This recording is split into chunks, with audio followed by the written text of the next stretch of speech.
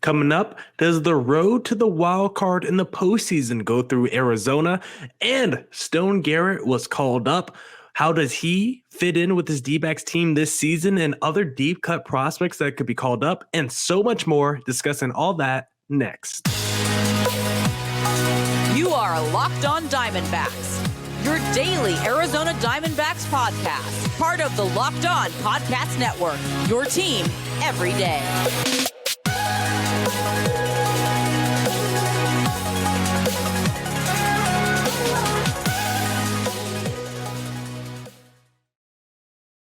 Welcome into the Locked On Diamondbacks podcast, part of the Locked On Podcast Network, your team every day, listening to who? Always charismatic host of this podcast, Millard Thomas. I'm a multimedia journalist and I'm a graphic designer, so please go check out my website, millardthomas24.myportfolio.com. On there you can see all my latest work, from my packages to my articles to my photos and my graphic design. If you want to see more content by me, just follow me on Twitter at CreatorThomas24 for my personal account, or just look up Locked On Diamondbacks on both Twitter and Instagram for the podcast handle. And of course, thank you for making Locked On Diamondbacks your first listen every day.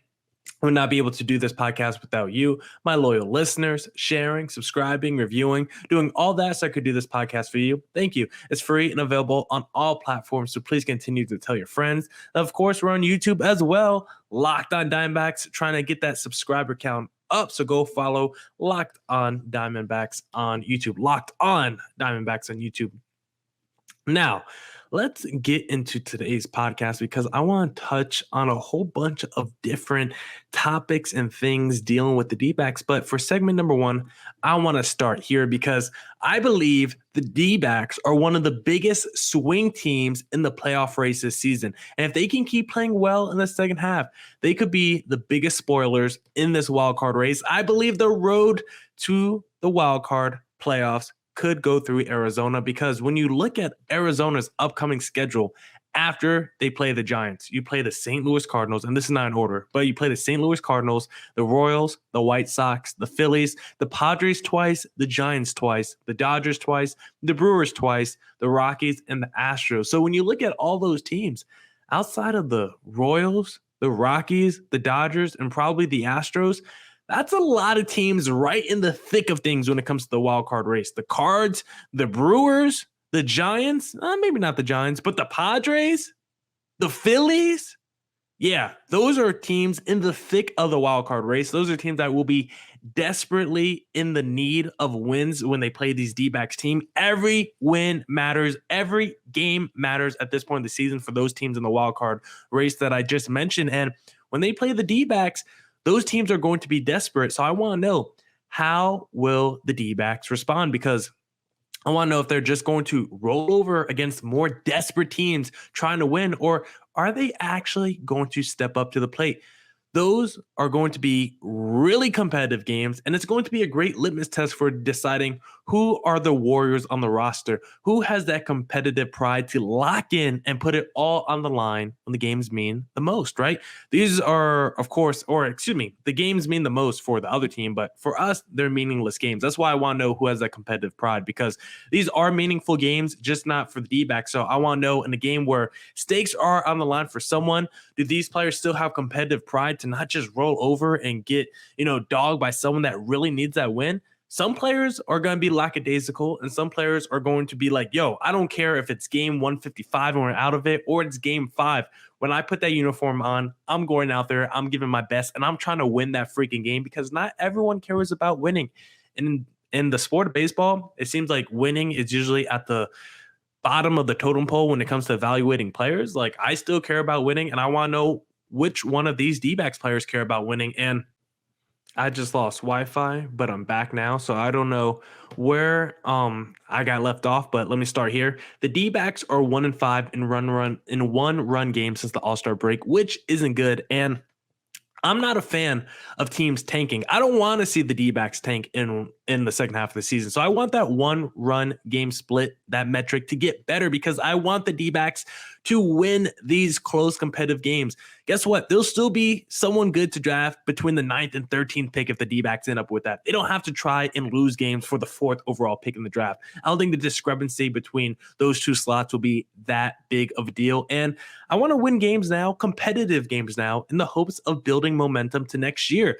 I got a hot take for you guys. If you want to build a positive winning culture, that I think to do that is by winning games. Yes, hot take. To build a winning culture, you have to win games. And so that's why I don't want to plant the seeds of tanking is good, because I just don't think tanking is necessary in baseball. And typically, I don't think it works. Yes, the Astros, when you look at the Houston Astros, they were one of the worst teams in baseball from 2009 to 2014. They finished 4th or worse in their division between 2009 and 2014. And then all of a sudden they had this turnaround. And from 2017 on, they basically been in the championship series or better. But that is extremely tough to do. The Astros GM, Jeff Luhnow, who took over the job in 2011, did a brilliant job of turning around the team, but it wasn't easy. Most people can't do the job that Luhnow just did. I'm not sure Mike Hazen can. Like, when you look at some of the Astros draft picks from 2011 to 2015, like, it's going to be a huge litmus test for Mike Hazen to see if his draft picks hit, because Luhnow from 2011 to 2015, here are some of the players he drafted: George Springer, Lance McCullers, Carlos Correa, Alec Bregman, Kyle Tucker. Like, those are all-star to MVP level players. Those are star to superstar level players. And between a 4-year period, Luhnow drafted 4 to 5 of those players in both his lineup and rotation. And then some other draft picks he made during that time, he took those players like a Daz Cameron and traded them to the Tigers for Justin Verlander, or he took another draft pick and did a little package together for Garrett Cole. So most GMs can't turn around a team in a 5-year period like that, because most GMs can't draft that well and do the trading thing that well. Luhnow was out here drafting superstars early and also trading for superstars with draft picks that just didn't work out. So he was pulling off some wizardry when it came to being a GM, and most GMs can't do that, because when you look at the Tigers, the Marlins, and Rangers, those teams have been rebuilding, I should say, for what, 5 years now? It looks like the Tigers are going to be going through another rebuild. It looks like the Rangers, they've decided, let's just spend money to rebuild because nothing else is working. And you look at the Marlins, they traded 3 all-star to MVP level outfielders, and they've gotten not much in return back for those players. So I don't think rebuilding works. I don't think tanking works. So for the D-backs, I don't want them to be in a constant rebuild. I don't want to have to think about the D-backs rebuilding every 3 years. No, let's get this second half together. Let's play spoiler. Let's actually play competitively in the second half and try to build some momentum for next year, because I think it's better for your team to try and win games than try and lose games. Hot take for you guys. Now, I want to talk about Stone Garrett and some other deep cut prospects that could be called up to the D-backs this season. But I first have this message for you. If you're hanging out with some friends and putting back a few drinks, a few becomes a few too many as the evening comes to an end and people start to head out. You think of calling for a ride. Nah, you live nearby. You can make it home okay. It's no big deal. What are the odds you get pulled over anyway? And even so, what's the worst that could happen? Your insurance goes up, you lose your license, you lose your job, you total your car, you kill someone. Everyone knows about the risks of drunk driving. The results are tragic and often deadly. However, that still doesn't stop everyone from getting behind the wheel while under the influence. That's why police officers are out there right now looking for impaired drivers on our roads to save lives. So if you think you're okay to drive after a few drinks, think again, play it safe, and plan ahead to get a ride. It only takes one mistake to change your life or someone else's forever. Drive sober or get pulled over. All right. Let's get back into the podcast and let's discuss a little bit about Stone Garrett. But before we get there, I just want to say, yesterday I did the Positional Battles podcast, looking ahead to 2023, what positional battles could maybe be decided in 2022. One of them I had down was the closer role. I had Mantiply in on the positional battle. I had Kenyon Middleton as an option for one of the closer roles as well. But I also had Ian Kendi in the mix to be a closer for the D-backs this season and maybe potentially next year. I just want to reevaluate that decision because after watching last night's D-backs game against the Giants and watching Ian Kendi blow it, I'm talking about game 2 against the Giants, I'm done with Ian Kendi as a closer. I know I said I would have been happy with it, but guess what? I'm changing my mind because I had to look deeper into the numbers, dive a little bit further, and realize Ian Kendi as a closer just isn't a smart idea because in save situations this year, Ian Kendi, 4.12 ERA in save situations, 9 earned runs over 18.2 innings pitched. He's got like a 1-something ERA. At just in non-save situations, Ian Kendi's got like a 1-something ERA. Save situations has not been good because he's got 4 blown saves to 8 regular saves. Like that's not a good ratio. You shouldn't have a 2-to-1 save to blown save ratio. That is not good for Ian Kendi. Like imagine that over the course of a full season, if you had like 30 saves to 15 blown saves, like you're losing a lot of games with your closer if that's the scenario. The walk rate is one of the highest in his career, while the strikeout rate is one of the lowest. It's not surprised to see those two metrics start to go in opposite directions. Like Ian Kendi's old, guys. He's 38. He's got a cane. He's out there with a walker on the mound. Like he's not a spring chicken anymore. And it's not just the walk rate. It's not just the strikeout rate.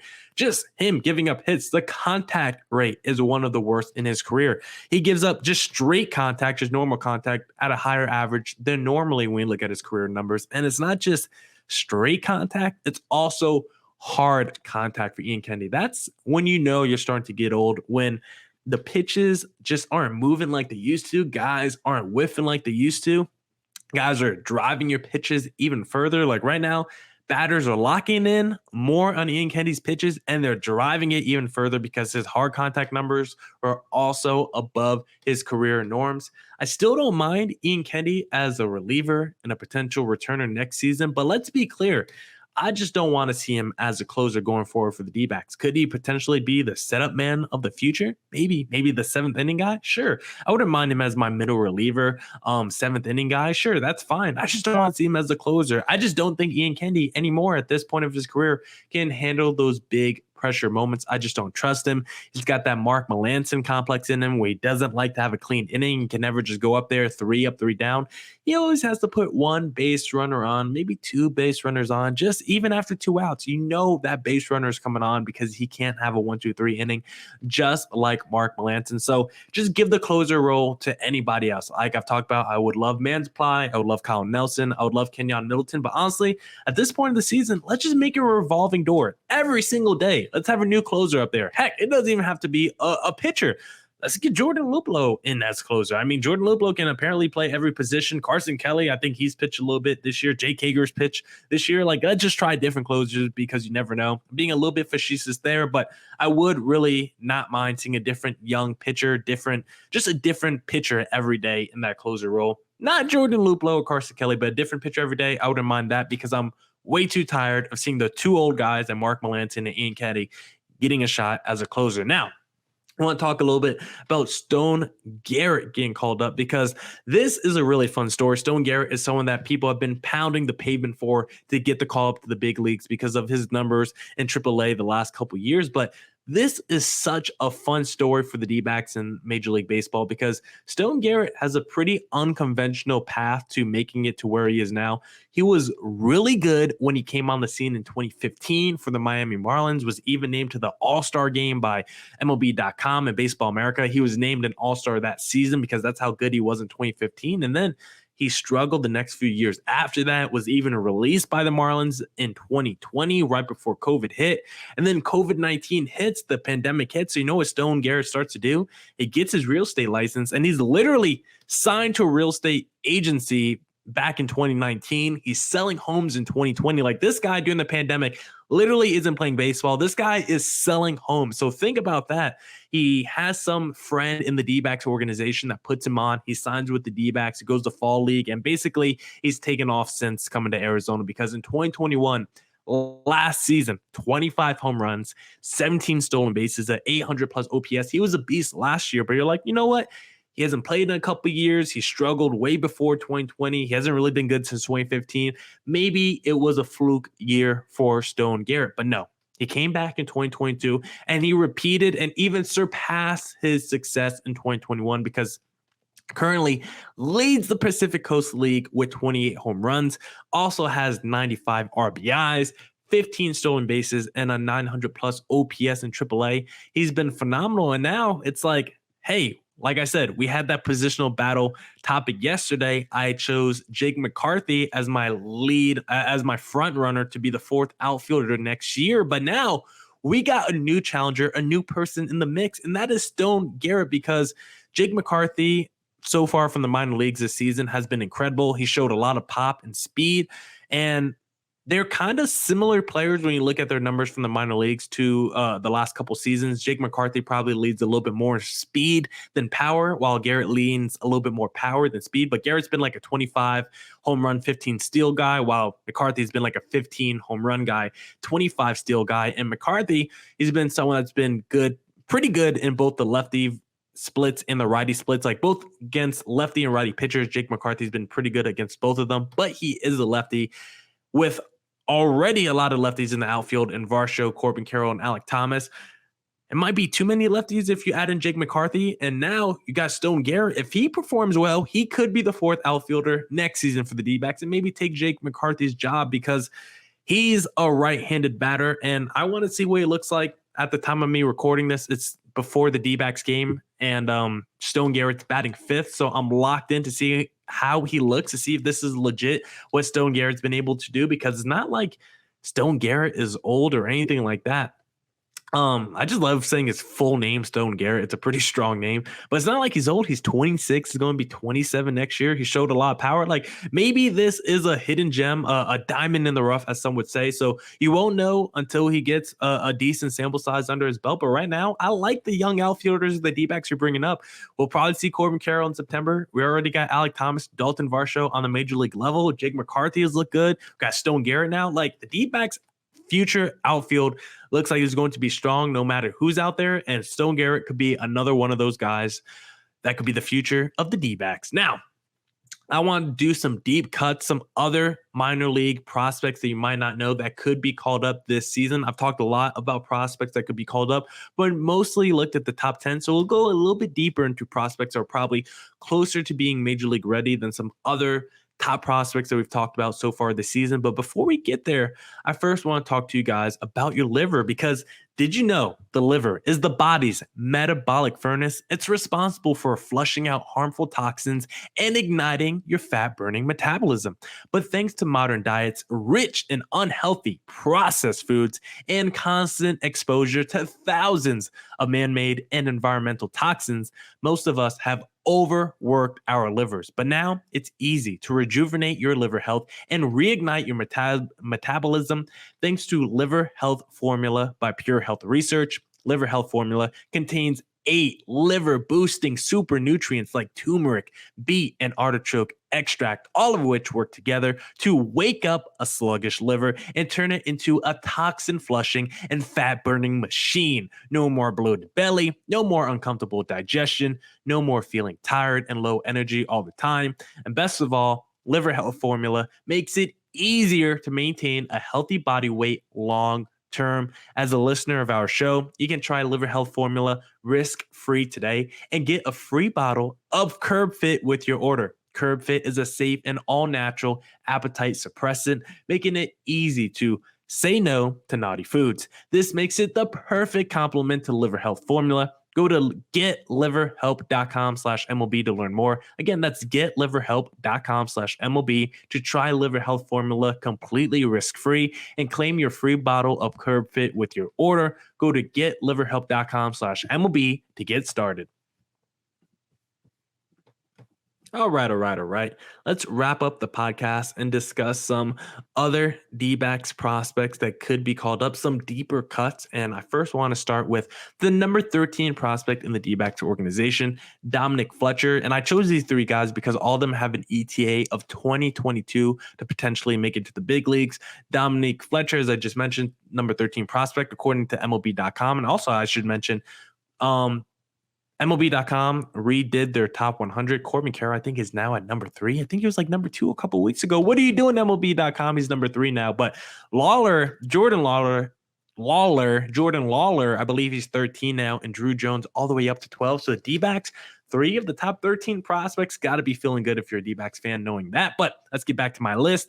Dominic Fletcher, number 13 prospect, 24 in AAA right now, plays mostly center field. So another guy that could potentially be the 4th outfielder for the D-backs, taken 75th overall in 2019. And Dominic Fletcher might sound a little bit familiar because he's the younger brother of David Fletcher, who's not some impressive outfielder, but he's been a pretty solid 4th outfielder throughout his major league career, mostly with the Angels. And maybe that could be the path that Dominic Fletcher takes because he's considered one of the better defensive players in the system. And I think that's mostly where he gets his floor from, is from his great defense. Could be the 4th outfielder, like I said, but he's also been a pretty good guy at the plate 3 seasons, been a 300 plus, 850 plus OPS guy 2 of the last 3 seasons, 300 plus average, 850 plus OPS 2 of the last 3 seasons. So I do think he could be someone that's given a shot. 24, AAA, ready to go right now. I wouldn't mind seeing a Dominic Fletcher be called up, but this next guy, I think I'm a little bit more excited about if he got called up, despite him being number 20 among all D-backs prospects, according to MLB.com. That is Dominic Canzone, 25, AAA as well, and considered both a first baseman and an outfielder, despite playing mostly outfield. 8th rounder back in 2019 because he's got a little bit of a funky swing to him. Not the most mechanical swing or what's the word I'm looking for? But whatever it is, scouts just are a little bit more skeptical about his swing than some other prospects. That's why he went 8th, despite him raking throughout his whole career. This is a part of the scouting process that I don't understand. Like, yeah, it might be a little bit funky, his swing or whatever, but if the dude is producing, isn't that what matters at the end of the day? Like, how many Kevin Youkilis's or Giancarlo Stanton who just have weird stances and swings, but those guys are just like all-star level players every year or better? Like, who cares about your swing? If you're getting the production, that's all that matters to me, because this is someone that's used a big leg kick for his hitting profile throughout his career. But it's not like it's turned Dominic Canzone into a strikeout machine. Throughout his career, he's basically been like a 2-to-1 strikeout to walk ratio. And when I tell you this man has raked throughout his career, I'm going all the way back to college when I tell you he's ranked, when I tell you he's been raking, because I don't care about any leg kicks or anything when you're putting up numbers like this. His career college stats: 336 average, 928 OPS, in his final season with Ohio State, 16 home runs and 8 stolen bases in like 70 games or less. So it was like 60 games he played that final year. So he's got a little bit of power, a little bit of speed. And so far throughout his minor league career, 293 average and 889 OPS in the minor leagues. So far this season in 70 games, 18 home runs and 12 stolen bases. So he could potentially be a 2020 guy. Even though he's not considered a great base runner, he could tap into that power department potentially on the major league level.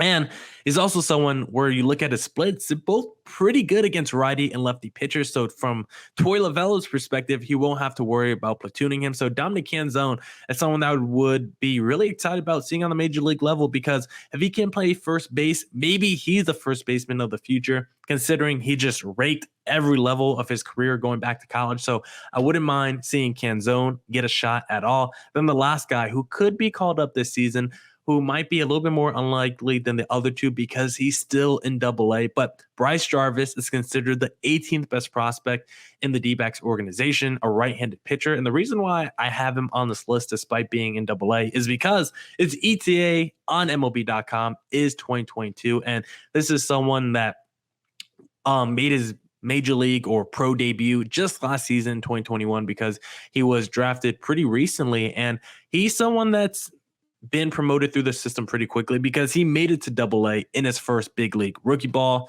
high A, then Double-A. This guy pretty much flew through the season, and he hasn't been as good this year. His numbers are way worse this season compared to last year, but still, since being drafted, added 20 pounds muscle, considered a pretty polished pitcher, pretty good command. And when you look at his stuff, mid-90s fastball with some good slider, curveball, and changeup action, a 4-pitch arsenal. Like Bryce Jarvis, considering he's already 24, could probably be called up to the major league level pretty soon. Like, I wouldn't mind at all seeing Bryce Jarvis get called up, because like I've talked about a lot, I want that number 5 spot in the rotation for the rest of 2022 to be a revolving door. If Bryce Jarvis doesn't get a chance to be a starter this season, at least give him a long relief outing. And if that's not even possible, at least let him get a couple bullpen options. Let him get a couple bullpen opportunities. Like, I just want to see as many young guys as possible. Like I've talked about, get the Chris Davinskys of the world out of my bullpen, and let's throw in the Bryce Jarvises of the world, because I think the bullpen right now should just be a mix of young guys and seeing what they have, because